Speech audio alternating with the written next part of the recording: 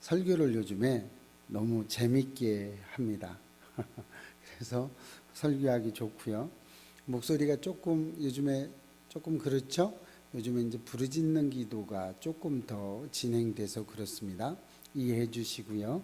그래도 목소리 좀 들을만 합니다. 요즘에. 예. 이렇게 갑니다. 기도하겠습니다. 하나님 감사합니다. 혼란의 시기에 주님 구별된 자로 부르심에 감사드립니다. 우리의 삶이 날마다 하나님을 향하게 하시고 복된 하루하루를 살아가도록 하나님 축복하시고 인도하여 주옵소서. 누가 왔든지 하나님 은혜 받게 하여 주셔서 그 은혜 가운데 하나님 살아가게 하시고 오직 주의 영광만 임하게 하여 주옵소서. 예배 가운데 갖가지 문제가 해결되며 예배 가운데 우리의 질병이 치료되는 놀라운 역사가 이곳 가운데 임하기를 소망합니다. 하나님이 이끄시고 함께해 주셔서 그리스도 예수 안에 우리의 새 생명이 되게 하여 주옵소서. 감사드리옵고 예수님의 이름으로 기도합니다. 아멘. 요즘에 헤드라인 뉴스를 보면 참 많은 일들이 일어납니다. 지금 북아프리카 수단에 내전이 일어났어요. 같은 민족끼리 싸우고 있죠. 정권과 비정권 사이에 크나큰 싸움이 일어나고 있어요. 그래서 우리 군부대 헬기가 비행기가 수단에 갔어요. 그래서 우리나라 국민들을 데리고 오고 있습니다. 또 많은 파장을 일으켰던 우리 서세원 방송인이 죽었어요. 캄보디아에서 20일 날 많은 우리에게 이슈를 남겨 놓았죠. 가정의 불화 이런 것들과 함께 많은 사회적인 어떤 이슈를 가지고 있었고요. 사업의 실패로 인해서 많은 어려움을 겪었다고 합니다. 그리고 병이 있어서 그 병 가운데 좀 힘든 생활을 했었다고 그랬죠. 여러 나라를 돌아다니며 운동 생활도 했고요. 좋지 못한 행위로 살아가는 이런 것들을 봅니다. 이렇게 우리의 온라인 매체나 우리 매스컴을 보면 온통 나쁜 기사들로 가득 차 있습니다. 뉴스에만 보기만 해도 민망할 정도로 아주 신랄하게 나와 있는 뉴스들, 매스컴들, 언론들의 그런 것들을 볼 수 있습니다. 이렇게 보면 많은 우리 개신교인들이 그럽니다. 이제 마지막 때가 다 왔구나. 이제 이게 마지막 때구나. 이제 절망이 왔다. 이제 끝났다라고 이야기합니다. 심지어 설교자들까지도 이 마지막 때를 이야기하면서 임박한 설교를 해나가고 있습니다. 이제 세상이 끝났다 이거죠. 그런데 여러분, 성경을 분명하고 명확하게 알아야 될 것들이 있습니다. 마지막 때라는 것은 언제가 마지막 때냐면요, 예수님이 2000년 전에 내 죄 때문에 십자가에 달려 돌아가신 그때부터 예수님 재림 때까지를 모두 통틀어서 마지막 때라고 이야기합니다. 마지막 때는 그러니까 2000년 전에도 예수님이 십자가 사건으로 돌아가신 그때도 마지막 때였고요. 지금도 마지막 때고요. 예수 재림 그때도 마지막 때입니다. 모두 다 우리는 마지막 때를 살아가고 있습니다. 이렇게 마지막 때를 살아갈 때 우리가 어떻게 살아가야 하냐 이런 거죠. 우리가 많은 사람들이 마지막 때를 이야기하지만 마지막 때에 어떻게 살아가야 될 거라고는 이야기를 많이 하지 않습니다. 왜요? 이 세상이 즐거우니까요. 이 육적인 세상이 너무 즐겁기 때문에 이 육적인 생활을 내려놓고 싶지 않은 거예요. 먹자 마시자 이런 것이 너무나 팽배해져 있습니다. 그래서 이제는 어떻게 해나가야 될 것이 아니에요. 그것을 내려놓고 싶지 않아요. 많은 개신교인들도요, 이 즐거움을 내려놓지 않고 있습니다. 그래서 어떻게 갑니까? 이중적인 성격을 가지고 있습니다. 한 발은 교회에, 한 발은 세상에. 이렇게 살아가고 있어요. 이 사람에게 어떤 능력이 있겠습니까? 오직 이 마지막 때를 가르는 것은요, 사도행전에서 우리가 이야기합니다. 하나님은 이 마지막 때를 누구도 악용할 수 없다는 겁니다. 언제 어떻게 온다라고 이야기하는 많은 설교자들 있습니다. 이단들이겠죠, 물론. 그런 것에 현혹되지 마시기를 바랍니다. 왜요? 성경에는 분명히 그 마지막 때, 마지막 예수 재림이 언제 온다라고 분명히 기록하고 있기 때문에 그렇습니다. 사도행전 1장 6절과 7절에서 이렇게 이야기합니다. 그들이 모였을 때 예수께 여짜어 이르되 주께서 이스라엘 나라를 회복하심이 이때니까 하니, 이것은요, 마지막 때가 언제 오냐고 2000년 전에 예수님의 제자들도 물어보고 있어요. 언제 오십니까? 하나님 나라가. 언제 하나님 나라가 도래됩니까? 라고 물어봅니다. 이때 예수님께서 이렇게 대답을 해주십니다. 이르시되 때와 시기는 아버지께서 자기의 권한에 두셨으니 너희가 알 바 아니요. 나도 모른다는 얘기죠. 분명히 성경에 기록되어 있습니다. 우리가 알지 못한다고 그랬어요. 오직 하나님 자기 권한에만 두고 있다고 이야기하고 있습니다. 자기 권한에 있다고 이야기했어요. 이것은요, 우리가 알 수 있는 일들이 아닙니다. 그런데 많은 사람들은 인제 온다, 언제 온다, 언제 온다 이렇게 하면서 내가 재림 예수다라고 이야기하고 이미 왔다고도 이야기하는 이단들도 있습니다. 이렇게 우리를 현혹시키고 있습니다. 그렇지 않습니다. 오늘 야고보서는요, 믿음이란, 참 믿음이란 뭐라고 얘기해 주냐? 행함이 있어야 된다. 참 믿음은 열매가 있어야 된다고 이야기하고 있어요. 야고보는 분명하게 얘기하고 있어요. 야고보서를 통해서 우리가 깨닫기를 소망합니다. 야고보서를 통해서 우리가 알아가기를 소망합니다. 우리 믿음을 보여야 될 때가 이제 왔습니다. 이제는 믿지 않고 그냥 있어서는 되지 않습니다. 이 마지막 때에 살아갈 때 오직 예수 그리스도를 믿는 믿음으로만 구원을 받을 수 있기 때문에 그렇습니다. 그러나 이 구원을 받는 이 믿음은요, 반드시 행위가 있어야 된다는 겁니다. 행위가 없이는 믿음을 진짜 믿음으로 볼 수 없다라고 이야기합니다. 믿음은 반드시 행위가 따릅니다. 믿음은 열매가 따릅니다. 여러분의 삶이, 여러분의 행동이, 여러분의 말이 열매가 있습니까? 행위가 따라집니까? 성경에서 이야기하는 하나님이 원하시는 삶을 살고 계십니까? 이것이 예배자의 삶인 것입니다. 예배자의 삶, 우리 예배교회 이름이 왜 예배교회입니까? 예배자의 삶을 살아가자라는 뜻으로 예배교회가 된 겁니다.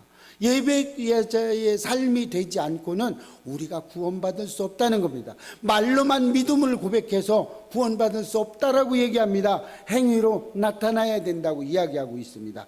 이것이 우리의 삶이고 우리의 믿음이 되어야 될 줄로 믿습니다. 야고보서는요, 어떤 교리적이거나 변증적이거나 어떤 이론적인 어떤 것이 아닙니다. 야고보는 분명히 얘기합니다. 야고보는 실질적입니다. 실질적인 것이어야 된다고 합니다. 여러분 가족들을 사랑한다고 말로만 하고 네가 밥 차려 먹어, 네가 청소해, 네가 해, 네가 다 해, 이렇게 했을 때 그걸 진정한 사랑이라고 이야기할 수 있겠습니까? 그렇지 않아요. 내가 사랑한다면 그 사람을 그리워하고 그 사람이 그리워진다면 그 사람을 보고 싶어야 되는 것이 실질적인 사랑이라고 할 수 있습니다. 믿음은 우리가 하나님께 사랑을 보여야 되는 것입니다.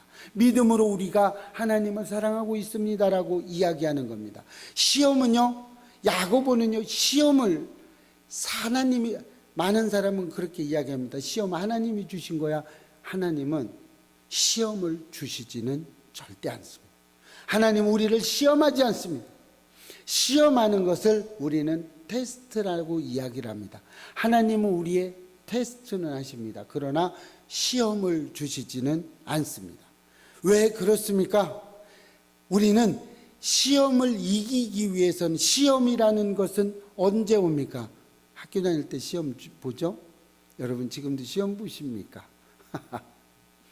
웃으라고 한 얘기인데 아무도 안 웃습니다. 시험은요, 사탄이 주는 거고요, 테스트는요, 하나님이 주십니다. 왜요? 하나님이 테스트할 때는요, 테스트하는 이유가 있어요. 왜 테스트하는지 아십니까? 뭔가 좋은 걸 줘야 돼요. 이 좋은 걸 주려고 하는데 이 사람이 받을 분량이 되느냐 안 되느냐 테스트를 하시는 겁니다. 왜요? 이거를 줬는데 이 무게에, 좋은 걸 줬는데 이 무게를 감당하지 못한다면 그 사람은 죽고 말 것입니다. 여러분에게 물 위에다가 띄워놓고요, 금덩어리 100kg를 줘보십시오. 물 위에 떠 있을 수 있는 사람이 있습니까? 100kg의 금을 가지고, 그 좋은 금인데 물속에 가라앉아서 결국 이 금을 놓지 않으면 죽을 수밖에 없을 겁니다. 그런데 만약에 금 열량 정도를 주었다고 봅시다. 그럼 얼마든지 가지고 있을 수 있어요. 그렇죠? 그래서 이렇게 하나님은, 그래 네가 금 열량을 가질 수 있는지 한번 보자 하고, 왜요? 하나님은요, 조금 주는 게 아니에요. 짠짠하게, 쫀쫀하게 조금 주시지 않아요. 많이 줍니다. 어떻게 해요? 누르고 흔들어 자꾸 넘치는 복으로 채워주세요. 그래서 내가 들고 있을 분량만큼 주세요. 이런 때 얼만큼 들고 있을 건지 테스트를 하는 겁니다. 시험은 그러나 다릅니다. 유혹을 줄 수 있고요, 우리에게 시기, 질투, 미움, 다툼을 줄 수 있습니다. 누구를 미워하게도 하고요, 누구 저걸 더 나보다 더 좋은 거 갖고 있으면 그걸 더 좋게 가지려고 하고요, 어떤 사람들은 나보다 더 좋은 차 가지고 있어, 그럼 안 돼. 그래서 그 차에다 해코지도 하고 그럽니다. 이런 것을 이기기 위해서 우리는 어떻게 해야 됩니까? 기도해야 됩니다. 왜요? 우리는 이런 시험, 사단의 시험을 우리는 이길 길이 없습니다. 그 이길 길은요, 우리가 기도해서 하나님의 능력을 받는 것 외에는 또 다른 문제가 없습니다. 이길 수가 없어요. 우리가 아무리 강해도요, 사탄의 유혹을 이길 수가 없어요. 사탄의 유혹을 넘어갈 수가 없어요. 그렇기 때문에 우리는 기도해야 됩니다. 그러면 기도하면 어떻게 되느냐? 요한복음 15장 7절에 너희가 내 안에 거하고 내 말이 너희 안에 거하면 무엇이든지 원하는 대로 구하라. 그리하면 이루리라. 이렇게.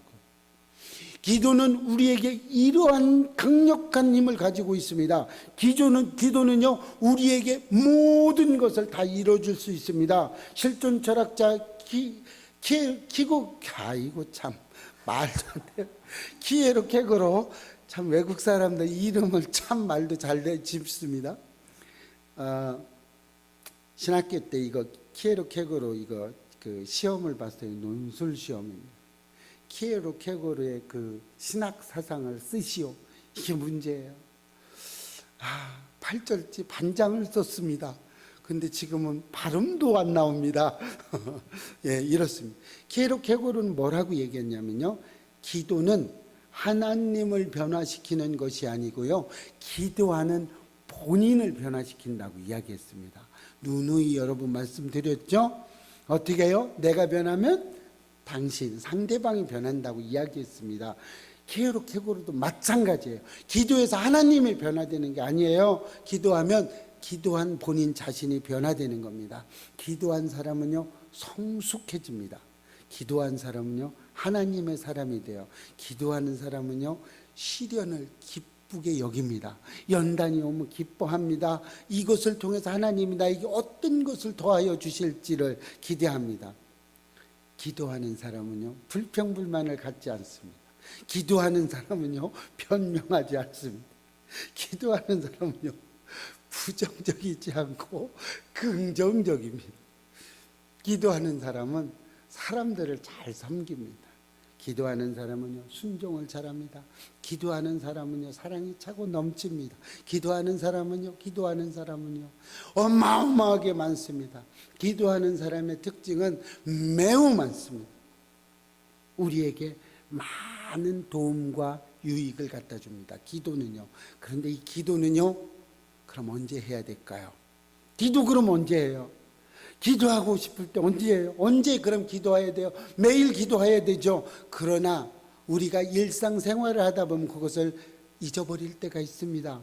늘 걸어가면서도 기도를 하고요, 차 운전하면서도 기도하고요, 또 계속해서 기도를 하는데 우리는 때로는 이 육의 삶을 살아가기 위해서 기도를 잊어버릴 때가 있죠. 그럴 때 하나님은 우리에게 사인을 주십니다. 언제 사인을 주세요? 너 기도 좀 해라 라고 사인을 주실 때가 언제냐?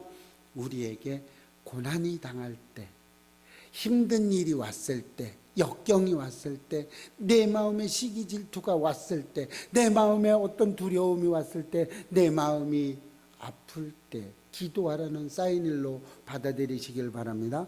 너희 중에 고난당하는 자가 있느냐? 그렇죠. 그는 기도할 것이요 즐거워하는 자가 있느냐? 그는 찬송할지라고 말하고 있습니다. 우리가 고난당하거나 괴롭거나 이렇게 할 때 다 기도하라는 이야기입니다. 우리 삶에 어떤 변화가 있습니까? 그럼 기도하시기 바랍니다. 우리가 언제든 기도해야 됩니다. 그런데 잊어버렸을 때 나에게 고난이 왔거나 나에게 나쁜 마음이 들었거나 나에게 참 기쁨이 왔으면 기도하시기 바랍니다. 그건 하나님이 주시는 사인입니다. 기도 좀 해라. 내가 너에게 더한 걸 주겠다. 기도해라. 너 즐거우냐? 기도해라. 그럼 내가 그 즐거움을 더하여 주겠다라고 이야기합니다. 이렇게 우리는 기도해야 됩니다. 그는 기도할 것이요 라고 이야기했어요. 기도를 한다는 것은 하나님 앞에 내 삶을 맡겨드리는 겁니다. 내 생각대로 살아가는 것이 아니고 하나님의 생각대로 살아가겠습니다 라고 이야기하는 것입니다. 우리 욥기서에 보면 욥기가 나옵니다. 우스 땅에 아주 믿음이 좋은 욥이 살고 있습니다. 하나님이 어떻게 표현하냐면요, 욥기 1장 1절에 이렇게 이야기합니다. 우스 땅에 욥이라 불리는 사람이 있는데 그 사람은 온전하고 정직하여 하나님을 경외하며 악에서 떠난 자니라. 여러분, 이보다 더 좋은 말이 어디 있습니까? 악에서 떠난 자라고 그랬습니다. 악에서 떠났대요. 악이라는 것은 내 마음이 깨끗하다는 얘기입니다. 하나님을 닮아간다는 얘기예요. 이보다 더 좋은 얘기가 어디 있습니까? 우리에게, 욥에게는요, 미움도 없고 시기도 없어요. 이렇게 잘하고 있는데요, 얼마나 잘 섬기는지 몰라요. 하나님을 또 얼마나 잘 섬기는데요.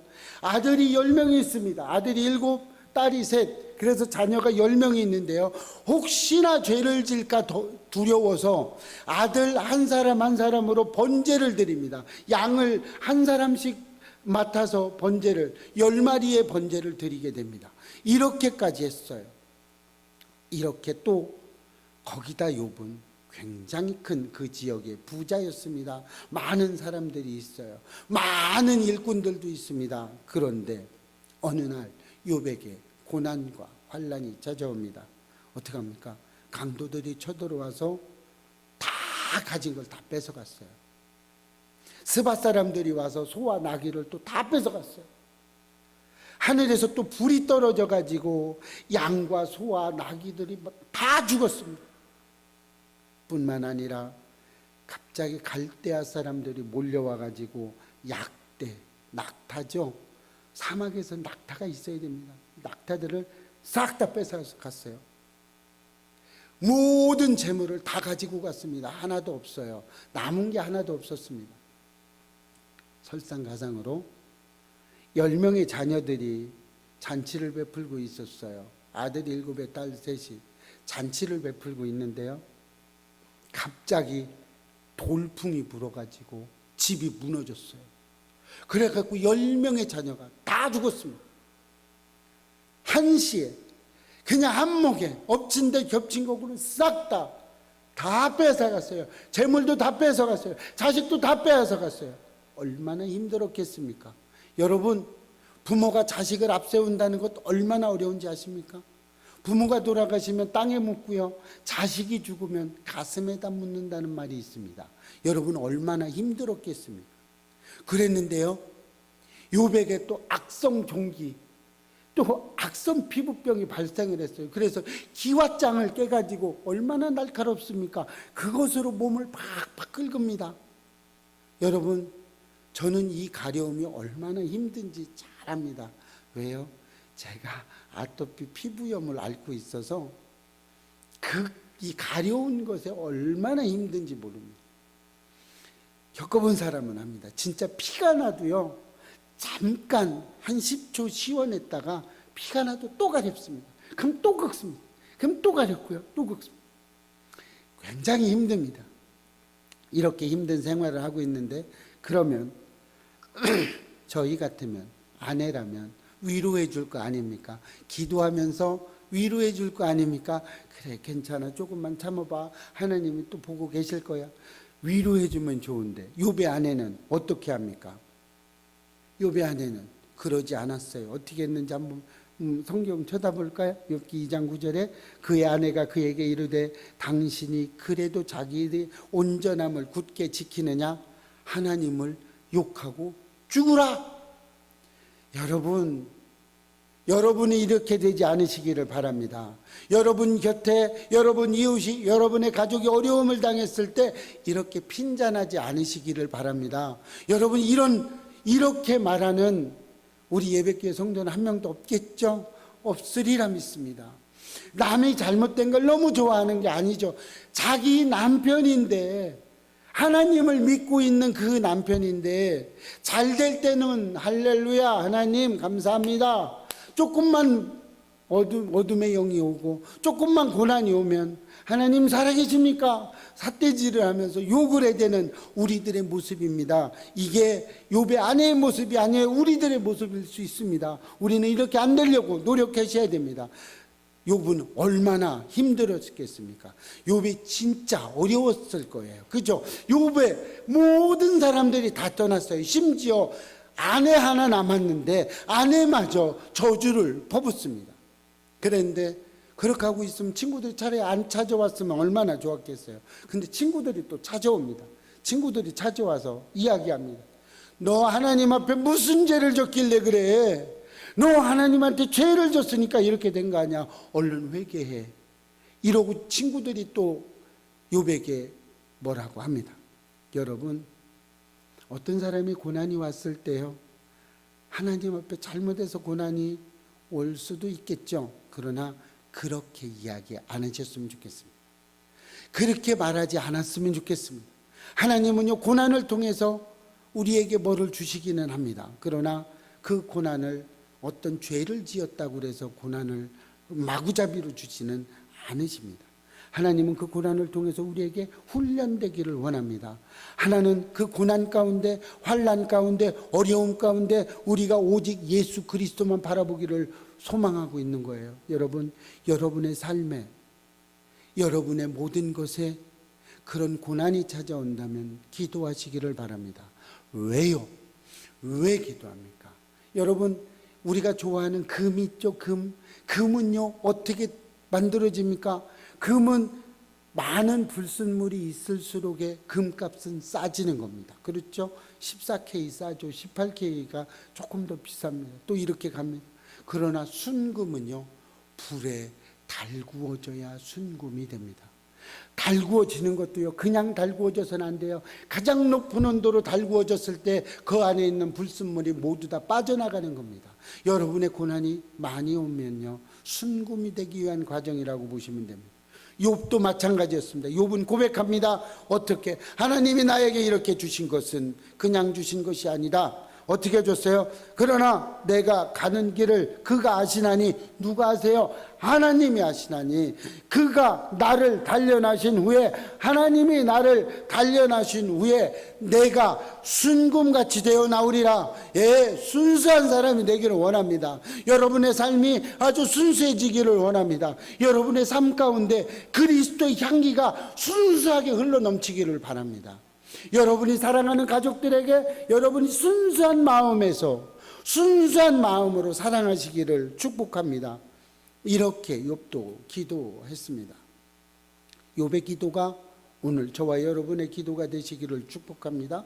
그 기도로 말미암아 우리는 하나님께서 우리에게 누르고 흔들어 차고 넘치는 복으로 우리에게 채워주실 것입니다.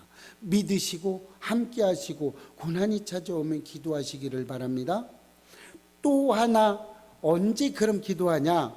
치료가 필요할 때 기도해야 됩니다. 너희 중에 병든 자가 있느냐? 그는 교회의 장로들로 청할 것이요, 그들은 주의 이름으로 기름을 바르며 그를 위하여 기도할지니라. 그들은 누구예요? 장로들은 어떻게 해야 돼요? 주의 이름으로 기름을 바르라고 그랬습니다. 치료해야 된다는 얘기예요. 그를 위하여 기도하라라고. 끊임없이 기도하라, 치료하라라는 이야기가 나옵니다. 여러분, 병이 들면요, 병원에 가셔야 돼요. 병이 들었는데 왜 교회로 와서 하나님한테 원망을 하느냐고요? 병이 들면 교회 가서 치료하시기 바랍니다. 참, 병원에 가서 치료하시기 바랍니다. 정신적인 병은요, 교회에 와서 치료할 수 있습니다. 그래서 여러분 꼭 몸에 이상이 오면 세 가지를 꼭 하시길 바랍니다. 믿는 사람이든 믿지 않는 사람이든 이 세 가지를 꼭 해주시기 바랍니다. 일부 때와 조금 다른 건요, 일부 때는 다 들으셨기 때문에 똑같이 할 필요는 없어서 조금 다르게 하나님의 기름 부음으로 말씀드립니다. 여러분, 내가 아프거나 내가 어디 정신이 좀 이상해졌거나 다 마찬가지입니다. 어떤 것이 있을 때요, 꼭 믿는 사람이든 믿지 않는 사람이든 세 가지를 동시에 하면 효과가 굉장히 빨라집니다. 어떻게 해요? 의사에게 가야 돼요. 육이 아프면 의사에게 가서 약을 지어서 약을 타가지고 오셔야 됩니다. 또한 상담을 통해서 또 상담을 받아서 어떻게 살아가야 될지 어떻게 생각해야 될지를 하시고요. 그 다음에 그 모든 것을 가지고 교회로 오십시오. 그리고 교회에서 기도하세요. 하나님 앞에 기도하십시오. 그러면 반드시 치료됩니다. 어떤 병이든 치료하게 되어 있습니다. 여기서 이야기하잖아요. 기름을 바르라, 치료하라는 얘기입니다. 육이 아픈데, 몸뚱이가 아픈데, 몸이 병이 났는데, 뼈가 부러졌는데 어떻게 교회에 와서 기도만 하고 있어요? 그러면 안 됩니다. 병원 가서 뼈를 붙여야죠. 병원 가서 치료를 해야죠. 병원 가서 약을 타야죠. 같이 먹어야죠. 그 다음에 교회 와서 기도하셔야죠. 하나님 도와주십시오. 하나님 이 피부가 잘 닿게 도와주십시오. 하나님 이 뼈가 잘 붙게 도와주십시오. 하나님 부작용 없게 해주세요 라고 기도하셔야 됩니다. 이렇게 해야 되는 거예요. 그냥 무조건 병원에 와서 교회에 와가지고 기도한다고 정신병이 낫겠습니까? 하나님의 권능 아래 나설 수도 있습니다. 그러나 정신과 약을 복용하면서 기도해야 될 줄로 믿으시기 바랍니다. 무조건 교회에 와가지고 기도한다고 다 낫지 않습니다. 하나님의 현현하심이 있을 때 병이 낫는 겁니다. 그러려면 내가 육의 고통도 이겨나갈 수 있어야 된다는 것입니다. 여러분 잊지 마시기 바랍니다. 믿음은요 그냥 된다고 이야기하지 않았어요. 믿음은요 기도해야 된다는 얘기예요. 믿음의 문제가 됐을 때 기도해야 된다는 거예요. 야고보서는 이렇게 이야기합니다. 믿음의 기도는 병든 자를 구원하리니 주께서 그를 일으키리라. 혹시 죄를 범하였을지라도 사하심을 받으리라. 네, 믿음의 기도라고 여기서 이야기합니다. 믿음의 기도는요, 내가 현상에 붙잡히지 않을 수 있을 때 믿음의 기도가 나오는 겁니다. 여러분, 저는 의학적으로 5분을 못 걸어가요. 그런데요, 현상은 아파요. 다리는 아파요. 10분 정도 걸어가며 다리 아픕니다. 때로는 절룩거릴 때도 있어요. 그런데요, 이 현상에 얽매이지 않습니다. 믿음의 기도를 합니다. 속으로 하겠죠. 물론 가면서도 혼자 있을 때는 큰 소리로도 한 때도 있습니다. 그러나 주님, 지금 아프면 안 됩니다. 가야 됩니다. 제가 지금은 가야 될 시간입니다. 이러고 기도하면서 갑니다. 그러면 현상은 아파요. 아픈데 이 아픔을 내 믿음의 기도를 드렸으므로 뛰어넘습니다. 그리고 그냥 걸어갑니다. 그럼 어느 순간에요, 이 다리 아픈 게 없어집니다. 어느 순간에 힘이 생겨 있어요. 어느 순간에 절룩거리지 않아요. 그냥 걸어가고 있는 모습을 볼 수 있습니다. 차 운전도 마찬가지예요. 저는 의학적으로 30분을 못 합니다.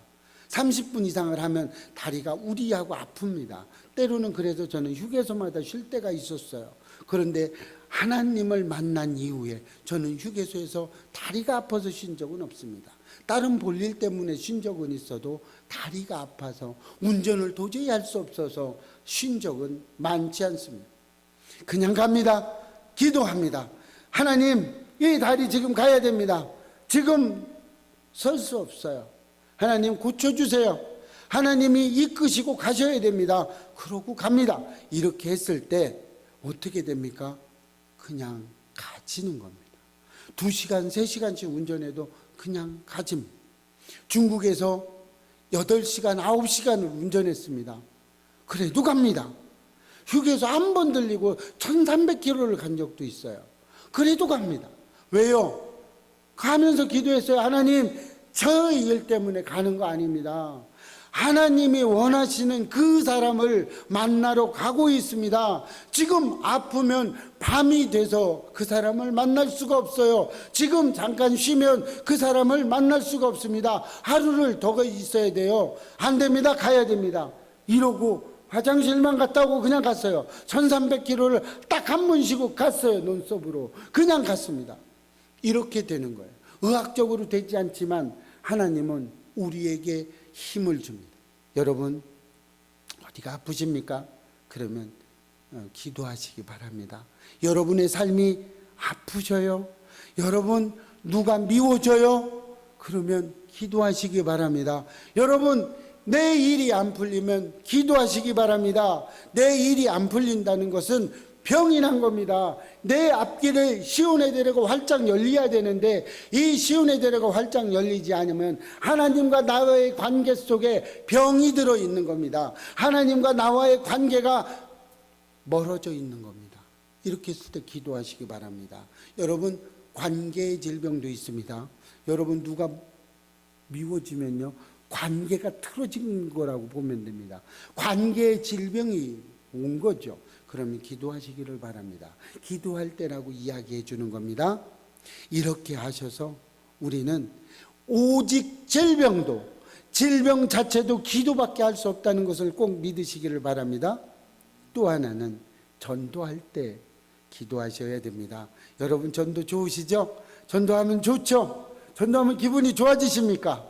만약에 전도했는데 기분 안 좋아졌어, 그러면 좀 문제가 있습니다. 기도하셔야 됩니다. 전도할 때 기도하고 꼭 전도하시기 바랍니다.